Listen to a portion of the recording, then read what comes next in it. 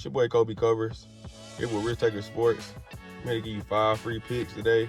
Doing it a little different today.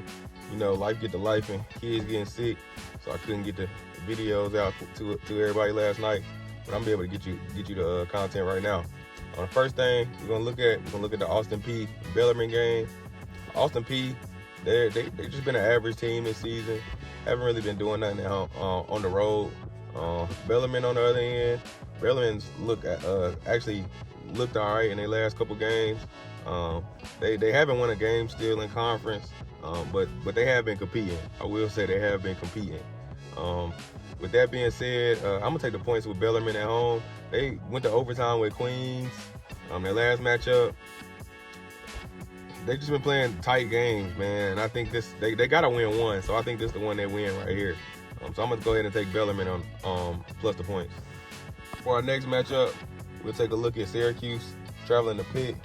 On the Pitt side, not really. I don't know why people keep crowning this Pitt team. I'm not really impressed by Pitt. The ACC is really a bottom feeder this season. If you're not Duke, Clemson, or Louisville, you ain't really doing too much in the ACC this year. It's just a bottom feeder conference this year. I'm not surprised. I knew it was gonna be like this. I had a feeling the SEC was gonna have a big year, which they are. But everybody keep crowning Pitt for some reason. I don't know why. They do have two good guards. I'm just not into this team right here. Syracuse, on the other hand, Syracuse is having a down year as well. This is not a good year for Syracuse. They do have Sadiq White and Kyan Anthony coming in next year, so I plan on them having a decent year next year. I think these points is way too much. So I'm gonna go take Syracuse on the road. I'm gonna take the points for Syracuse on the road. Man, I won't be surprised if Syracuse win it outright. But I'm gonna take the points to cover my butt. So give me Syracuse. Next matchup, we take a look at Loyola traveling to Davidson, North Carolina, which is basically Charlotte, but Davidson to take on the Davidson Wildcats. Davidson they haven't been the Davidson that we remember with Bob McKillop. His son took over, and then it's just not the same team at all. They do have a good offense as always, but stopping guys has been an issue. When they play against athletic guys, they struggle. When they play against guys that can play just like them, they kind of have a little advantage there.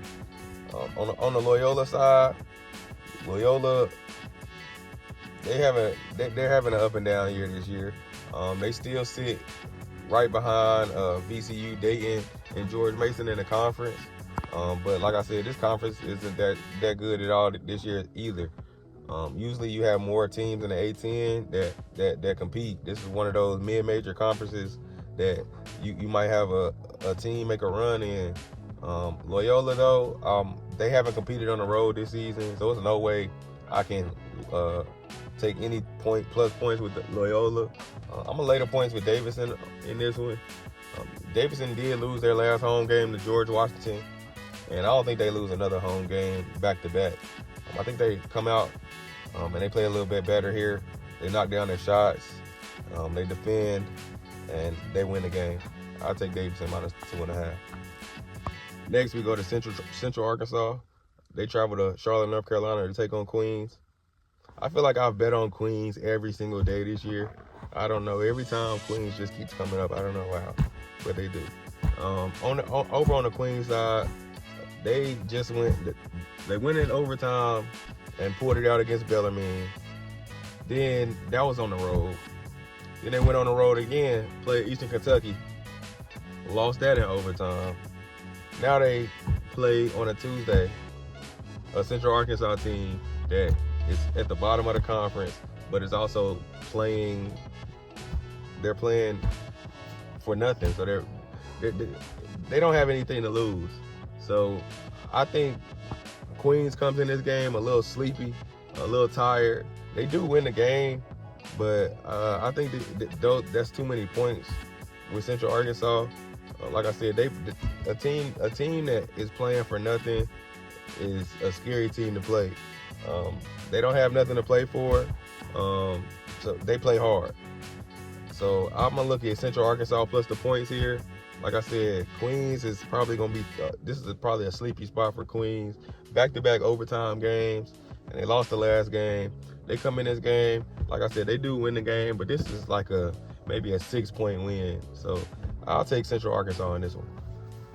Last matchup we're going to take a look at is Kansas taking on BYU. Kansas has not been a good team this season. They've had great players, but they just can't put it together.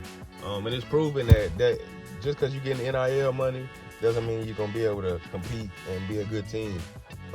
Like I said, money isn't everything. It's ironic that we're talking about NIL and they're playing against BYU, which just paid a whole bunch of money to the #1 recruiter in the nation to commit to their school.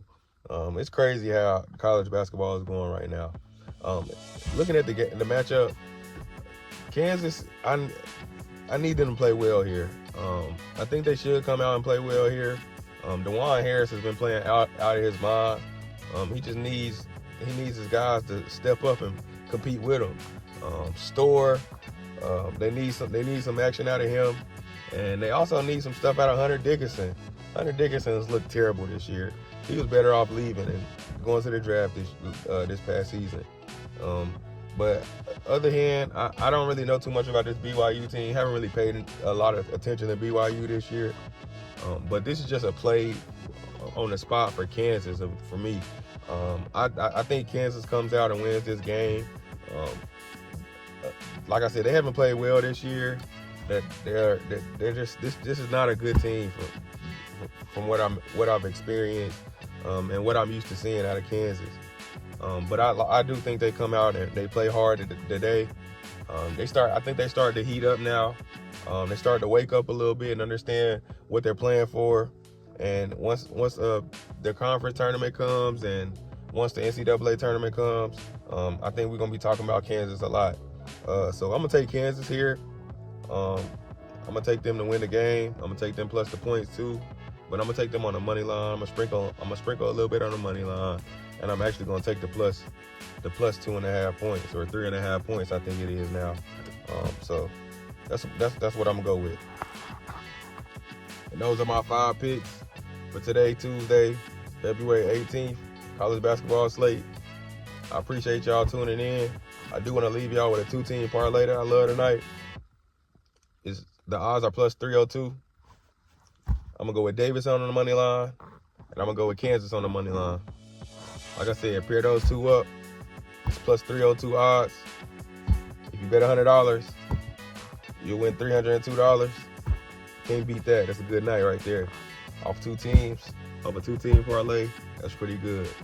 I will sprinkle a little bit on this money line, on this money line parlay, and hopefully we can cash together. Make sure y'all keep tuning in, locking in with the Risk Taker Sports channel. We appreciate y'all for tuning in to us. If you like what you see, make sure you hit that like button, subscribe to the channel, and don't forget to put your favorite college basketball picks in the comment section below. As always, make sure you bet responsibly, but always stay risky. We'll see y'all on the next one.